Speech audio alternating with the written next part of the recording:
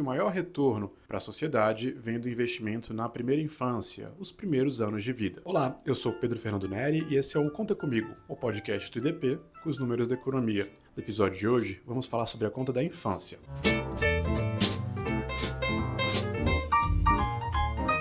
Com orçamentos limitados, escolher a melhor política pública para receber os recursos do governo ou a melhor entidade para receber doações passa por analisar os números. E diversas avaliações nas últimas décadas mostram que o maior retorno para a sociedade vem do investimento na primeira infância, os primeiros anos de vida. Embora creches ou transferências de renda para famílias com bebês não sejam as políticas públicas de maior demanda do eleitorado, são elas que costumam pontuar melhor nesse tipo de avaliação. Esse argumento é sintetizado na chamada curva de Heckman. O economista James Heckman, prêmio Nobel, é o principal entusiasta da conclusão de que o retorno do investimento em capital humano é maior quanto mais cedo na vida ele é feito. Isso acontece, em parte, porque habilidades, tanto habilidades cognitivas quanto socioemocionais, se acumulam ao longo do tempo. Quem recebe estímulos adequados desde o berço carrega essas vantagens ao longo da vida escolar e profissional.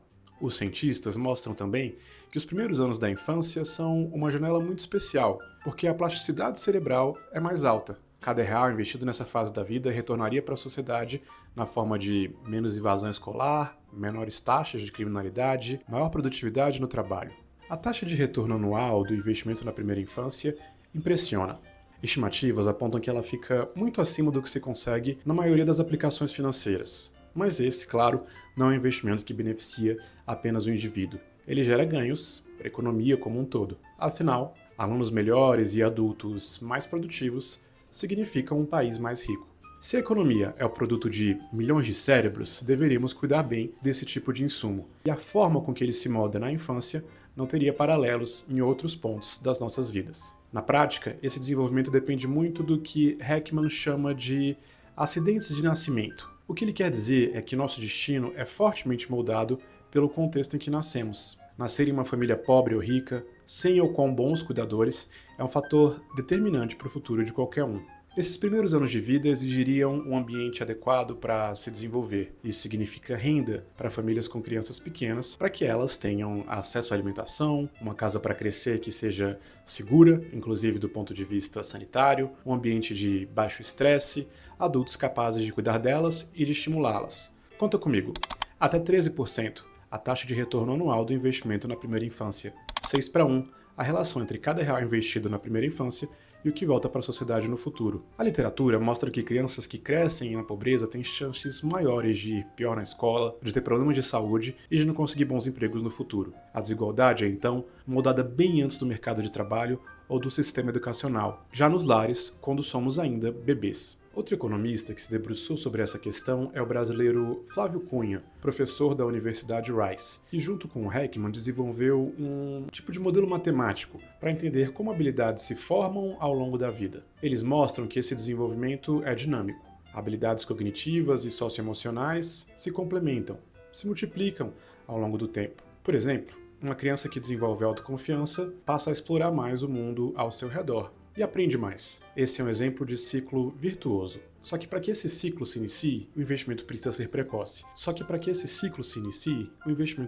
precoce. Se uma criança cresce sem segurança alimentar, sem estímulos, as dificuldades acumuladas se tornam quase impossíveis de reverter mais tarde. Estima-se que 5% do PIB mundial seja perdido anualmente devido à falta de investimento na primeira infância. E o Brasil nessa história? Com o fim do bônus demográfico, o país vai ter cada vez menos jovens para sustentar um número crescente de idosos. Não poderemos mais contar apenas com o aumento da população para crescer. Será essencial que cada trabalhador seja mais produtivo. A pergunta, então, deixa de ser se aguentamos arcar com a conta de investir na infância e passa a ser se aguentamos arcar com a conta de não investir. A primeira infância é a etapa da vida em que as taxas de pobreza são maiores. Afinal, bebês não trabalham e precisam de cuidados, o que, frequentemente, significa que pelo menos um dos adultos do domicílio vai diminuir sua participação no mercado de trabalho. Conta comigo. 40%. A taxa de pobreza na primeira infância para as crianças brancas. 60%. A taxa de pobreza entre as crianças negras. Esses dados foram calculados pelo Daniel Duque para o ano de 2019. De lá para cá, a economia melhorou, a assistência social cresceu e um benefício exclusivo para essa fase da vida foi criado, o benefício Primeira Infância, do Bolsa Família.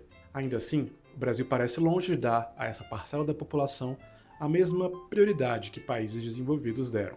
Embora pesquisas recentes tenham diminuído a euforia que já existiu na academia com o investimento na primeira infância, o fato é que esse tipo de gasto se mostra muito superior aos gastos com outras políticas públicas. Isso sem fazer considerações de ética e de moralidade sobre termos, por exemplo, mais da metade dos bebês negros vivendo abaixo da linha da pobreza. Em vez de questionar a pertinência de gastar mais com nossas crianças, talvez devêssemos fazer o contrário, exigir que outras políticas públicas tivessem resultado pelo menos próximo ao resultado das políticas para a primeira infância. O retorno do investimento na infância deveria ser a régua, a barra, para medir o resto do orçamento público. Uma expectativa de melhora vem com a Política Nacional Integrada para a Primeira Infância, que, prevista desde 2016, pode finalmente começar a sair do papel em 2025, com apoio de entidades do terceiro setor, como o Todos pela Educação e a Fundação Maria Cecília Souto Vidigal. Nosso podcast sai às segundas e sextas-feiras. Eu sou Pedro Fernando Neri e você pode me seguir e seguir o DP nas redes sociais. Até a próxima, conta comigo!